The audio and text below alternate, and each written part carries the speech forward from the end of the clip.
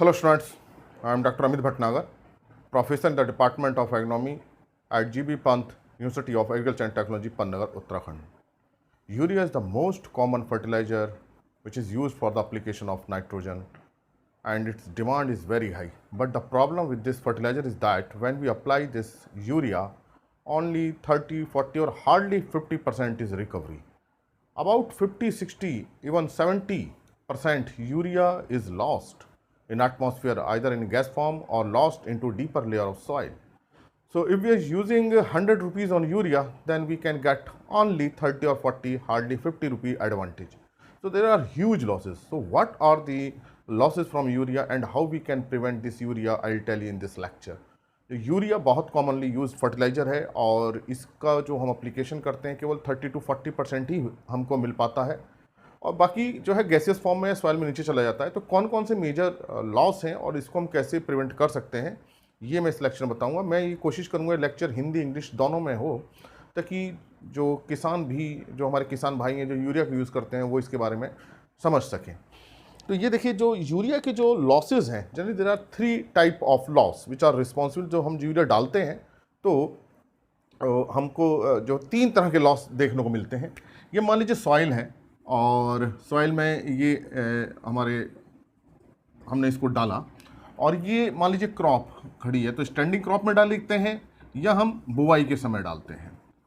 तो चाहे हम स्टैंडिंग में डालें चाहे हम बुवाई के समय डालें तो जब हम यूरिया डालते हैं when we apply the urea it is on surface.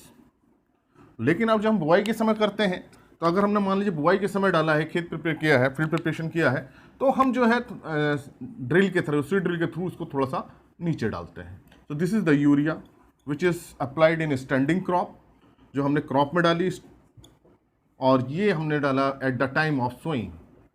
तो यहाँ दोनों ही सिचुएशन में लॉस होता है and in this case when urea is applied on the surface then this urea actually is converted here into ammonia gas and this is known as volatilization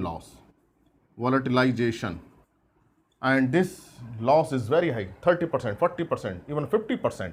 तो जब हमने खेत में डाला खड़ी फसल में डाला चाहे गेहूं है चाहे मक्का है ज्वार है गन्ना है उसमें जब खड़ी फसल में डाले तो ज़मीन पर ये यूरिया रहता है ये धीरे धीरे नीचे जाता है लेकिन इसमें केमिकल रिएक्शंस होते हैं और इन केमिकल रिएक्शन की वजह से ये अमोनिया गैस में कन्वर्ट हो जाता है। तो यहाँ जो लॉस होता है ये वोलेटिलाइजेशन बहुत हाई लॉस है और ये कब होगा जब सॉइल पीएच ज़्यादा है पीएच इज़ मोर देन 7 और 7.5 7 पीएच भी बहुत ज़्यादा लॉस हो जाता है। हाई मॉइस्चर हो मॉइस्चर बहुत ज़्यादा हो गया हो और हाई टेम्परेचर हो इसका मतलब गर्मी के दिन हो और हम यूरिया अप्लाई करें और सॉइल की पीएच हाई हो 8 हो 8.2 हो 7.5 से ज़्यादा हो रही हो तो ये अमोनिया लॉस ज़्यादा हो जाएगा और ये तब होगा जब सरफेस एप्लीकेशन हो सरफेस एप्लीकेशन। तो ये बहुत इम्पॉर्टेंट लॉस है और बहुत ज़्यादा लॉस सबसे ज़्यादा लॉस जो है यूरिया का इसी के थ्रू होता है।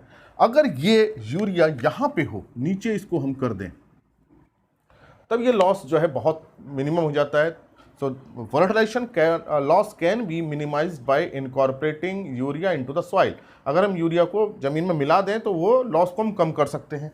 अब ये सिचुएशन अगर है सॉइल में तो इसको कैसे कम करें। तो देखिए पीएच ज़्यादा है तो उसको तो हम बहुत ज़्यादा चेंज नहीं कर सकते तो ये हमारे कंट्रोल में नहीं है इसको हम कंट्रोल नहीं कर पाएंगे लेकिन इसको हम कंट्रोल कर सकते हैं। मॉइस्चर बहुत ज़्यादा सरफेस में मॉइस्चर ना हो हाई टेम्परेचर गर्मी के दिनों में दिन में ना डालें शाम को करें और सरफेस एप्लीकेशन ना करके इसको डाल रहे हैं तो तुरंत इसको मिलाएं तो शैलो कल्टीवेशन करें।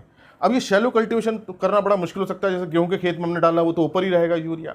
तो अब जैसे मेज है या शुगर केन है वाइड रो है तो हम उसमें कुछ कल्टीवेटर चला सकते हैं या स्पैड से फावड़े से उसको चला सकते हैं या बीच में रोटावेटर चला सकते हैं या कोई इंटर कल्टीवेशन कर सकते हैं यूरिया मिक्स हो जाएगी।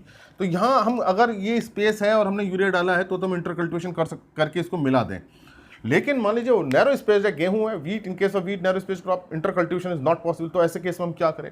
तो यूरिया का नीचे जाना बहुत ज़रूरी है सॉइल के नीचे अंदर इसके तो लॉस होगा। तो इसके लिए हम ये कर सकते हैं कि ये तभी नीचे जाएगा जब इसको वाटर मिल जाए मॉइस्चर मिल जाए तो ये पॉसिबिलिटी ये हो सकती है हम इसको डालने के बाद इरिगेट कर दें, फील्ड को इरिगेशन कर दें, सिंचाई कर दें यूरिया डालने के बाद, तो नीचे चला जाएगा। या दूसरा ये हो सकता है कि हम पे पॉसिबिलिटी लग रही हो कि 1 या 2 दिन में बारिश होने वाली है, रेनफॉल होने वाला है, तो हम इसको अप्लाई करते हैं, जैसी बारिश होगी, रेन होंगी, तो हम इसको नीचे कर सकते हैं। तो इसका मतलब कि अगर हम इरिगेशन कर दें, अब आप सोचेंगे इरिगेशन करने से तो ज़मीन गीली हो जाएगी तो फिर लॉस होगा। लॉस तब होगा जब ये अगर ये ऊपर है, ज़मीन गीली है, वेट है और ऊपर है, तब लॉस ज़्यादा होगा। अगर ये नीचे चला गया तब लॉस नहीं होगा। तो इरिगेशन हो जाए या रेनफॉल हो जाए या हम इसको शैलो कल्टीवेशन कर दें, तो ये अप्लाई हो जाएगी, तो हम वोलेटिलाइजेशन लॉस को कम कर सकते हैं। तो ये एक मैंने तरीका बताया। अब यहाँ पे देखिए स्विंग टाइम पे तो नीचे है, तो यहाँ पे वोलेटिलाइजेशन लॉस होने का चांस बहुत कम है। तो इस तरीके से हम वोलेटिलाइजेशन लॉस को कम कर सकते हैं। ये एक बड़ा इंपॉर्टेंट लॉस है।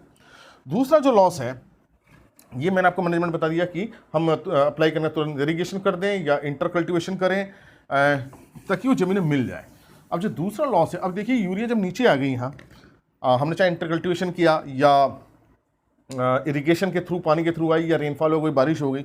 अब यहाँ जो ये यूरिया है ज़मीन के अंदर आकर के, ये जो यूरिया है ये यूरिया कन्वर्ट होता है अमोनियम आयन में, और अमोनियम आयन कन्वर्ट होते हैं नाइट्रेट में।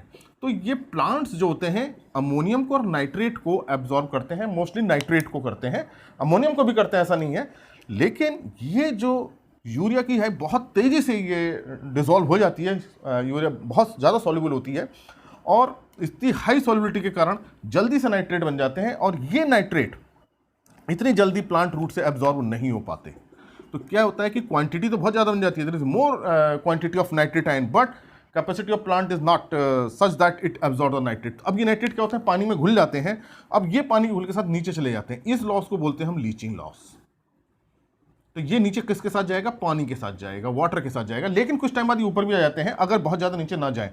तो अगर लीचिंग लॉस को हम प्रिवेंट कर लें तो हम जो नीचे गया है वो वापस आ सकता है कैपिलराइज के थ्रू, लेकिन अगर बहुत ज़्यादा पानी हो गया तो फिर नहीं आएगा। तो ये लीचिंग लॉस जो है अनदर लॉस है, और ये नाइट्रेट के फॉर्म में होता है। अमोनियम की लीचिंग नहीं होती, क्योंकि जो सॉइल होती है, सॉइल पर नेगेटिव चार्ज होते हैं और नेगेटिव चार्ज पे अमोनियम अट्रैक्ट हो जाता है इलेक्ट्रोस्टैटिक बॉन्ड से, तो इसका लॉस नहीं होता, नाइट्रेट का होता है। जो सेकंड लॉस है वो लीचिंग का है। लीचिंग तभी होगी जब बहुत पानी हो जाए। तो अगर बहुत इरिगेशन आप कर देते हैं, बहुत ज़्यादा सिंचाई कर देते हैं, तो भी ये यूरिया का लॉस हो जाएगा, क्योंकि ये कन्वर्जन बहुत फास्ट होता है। तो इसलिए इसको ये रोकने के लिए, लीचिंग को रोकने के लिए आप हल्की सिंचाई करें, बहुत ज़्यादा सिंचाई ना करें तो नीचे चला जाएगा। दूसरा यह है कि अगर रेनफॉल हो जाती है, हमने अप्लाई किया और देयर इज हैवी रेनफॉल, तो ये फिर नीचे जाएगा, इसको हम नहीं रोक पाएंगे, फिर हमें फर्दर इसका फिर स्प्लिट एप्लीकेशन करना पड़ेगा, दूसरी बार यूरिया देना पड़ेगा। तो अगर ऐसा मौसम हो रहा है, ऐसी वेदर कंडीशन है कि हैवी रेनफॉल हो सकती है, तो उस समय जो है यूरिया का एप्लीकेशन ना करें, क्योंकि पानी के साथ पूरी नीचे चली जाएगी। तो ये लीचिंग लॉस को हम कैसे रोक सकते हैं, कंट्रोल्ड इरीगेशन, और कंट्रोल्ड इरीगेशन को, और हैवी इरीगेशन हो रही है तो उस समय हम उसका ना करें। तो ये एक लीचिंग लॉस है।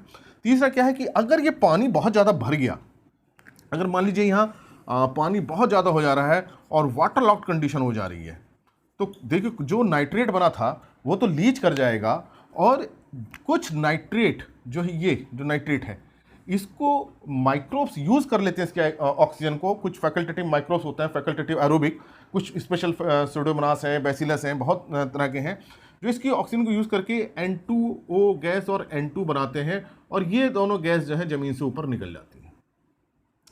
ये सिचुएशन यहाँ पे भी होगी, सोइंग टाइम पे भी होगी। सोइंग टाइम पे यूरिया डाल तो भी लीचिंग होगी, और ये सोइंग टाइम पे बहुत ज़्यादा बारिश हो जाए, वाटर लॉट कंडीशन, तो भी निकल जाएगी। इस लॉस को हम बोलते हैं डीनाइट्रिफिकेशन। तो ये एक तीसरा लॉस है, डीनाइट्रिफिकेशन। तो ये तीसरा लॉस है। तो पहला ये था वोलेटिलाइजेशन था, पहला लॉस, दूसरा लीचिंग, तीसरा डीनाइट्रिफिकेशन, ये लॉस है। अब इस लॉस को हम कैसे कर सकते हैं, वाटर लॉक कंडीशन ना हो, खेत के अंदर पानी ना भरे यूरिया डालने के बाद। अगर पानी जब पूरा भर जाता है उसको हम एनरोबिक कंडीशन बोलते हैं, जहां मतलब एयर नहीं है, एनरोबिक, और उस सिचुएशन में ये अमोनियम लीच भी करेगा और डिनाइट्रिफिकेशन भी होगा।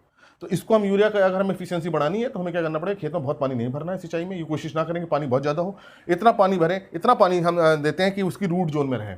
अगर मान लीजिए रेनफॉल हो जाती है, पानी बढ़ जाता है, तो ड्रेनेज करें, खेत से पानी बाहर निकालें, और जल्दी जल्दी कोशिश करें खेत से पानी बाहर चला जाए। तो ये डीनाइट्रिफिकेशन लॉस हम तभी रोक सकते हैं जब हमारे खेत के अंदर पानी ना भरे, वेल लेवल्ड फील्ड हो, इरिगेशन चैनल के साथ ड्रेनेज चैनल भी हो, प्रॉपर हमारा ड्रेनेज सिस्टम हो, और वाटर को हम सेफली फील्ड से निकाल सकें, तब हम इसको इन लॉस को हम रोक सकते हैं। तो ये मैंने आपको एक मैनेजमेंट टेक्निक बताई। दूसरा क्या है कि ये सॉल्युबिलिटी बहुत हाई है, तो सारी की सारी यूरिया आप उस समय मत दीजिए, कुछ सोइंग टाइम पे दीजिए, कुछ जो है जब उसकी फास्ट ग्रोथ हो रही है, जब बहुत तेज ग्रोथ हो रही है, ग्रोथ के समय दीजिए, फ्लावरिंग से पहले दीजिए, रिप्रोडक्टिव स्टेज से पहले दीजिए। तो ग्रोथ के समय आप 2 से 3 या 4 बार दे सकते हैं और सोइंग के समय दे सकते हैं। तो ऐसा कर सकते हैं 20-25% सोइंग के समय दे दें, फिर 25% 20-30 दिन बाद दे दें, फिर 25% और 20 दिन बाद दे दें। तो इसको बोलते हैं स्प्लिट एप्लीकेशन। स्प्लिट मतलब तोड़ना। तो स्प्लिट एप्लीकेशन करें, 20-20% करके 5 बार दे दें, 25-25 25% करके 4 टाइम्स दे दें। So this is the best practice split application, so that this loss are minimized. तो जो मैंने आपके लॉस बताए, वोलेटाइलेशन लॉस, सरफेस एप्लीकेशन नहीं करना है, सरफेस तो करना होगा ही, लेकिन उसको तुरंत हमें ट्राई करना है कि तुरंत इरिगेशन कर दें, और या रेनफॉल का अगर पॉसिबिलिटी है तो उस समय करें। बैंड, और बिल्कुल ब्रॉडकास्टिंग ना करें, बैंड एप्लीकेशन करें, प्लांट के पास दें। तो ये बैंड एप्लीकेशन जरूरी है, प्लांट के पास करें ताकि वोलेटाइलेशन लॉस को हम रोक सकें। लीचिंग के लिए मैंने बताया कि पानी को कंट्रोल्ड इरिगेशन करें और फ्लड ना होने दें, पानी ना भरने दें, नहीं तो डीनाइट्रिफिकेशन लॉस होगा। अगर हम ये प्रैक्टिस करते हैं तो यूरिया की इफिशियंसी को हम बढ़ा सकते हैं।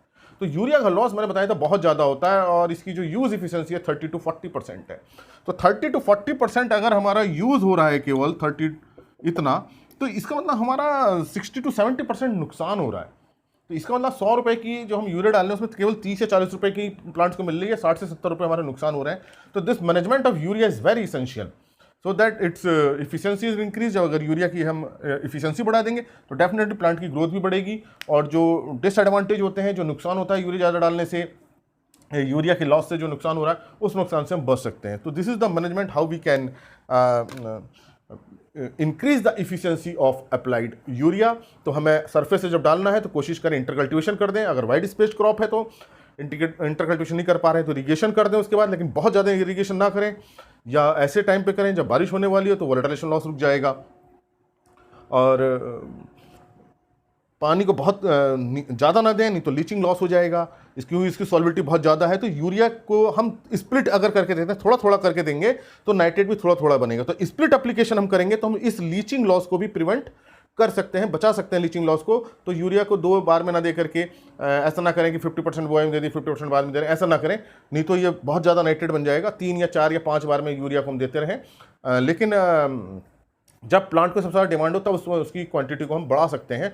शुरू के केस में जब अर्ली स्टेज में पौधों प्लांट्स की डिमांड कम होती है तो उस समय कम एप्लीकेशन करें। लेटर स्टेज पे जब ग्रोथ बहुत तेज होने लगती है 30, 40, 50 दिन पे, उस समय उसकी क्वांटिटी को थोड़ा बढ़ा सकते हैं। तो इस तरह से अगर हम एप्लीकेशन करते हैं, स्प्लिट एप्लीकेशन करें और सरफेस एप्लीकेशन के बाद उसको मिक्स कर दें या इरिगेशन करें, तो हम यूरिया की एफिशिएंसी को बढ़ा सकते हैं। तो ये 3 नुकसान आप याद रखिए। There are 3 major loss: volatilisation loss, leaching loss and denitrification loss. And by the management we can prevent और we can minimise these loss and can increase the efficiency of urea. Thank you very much.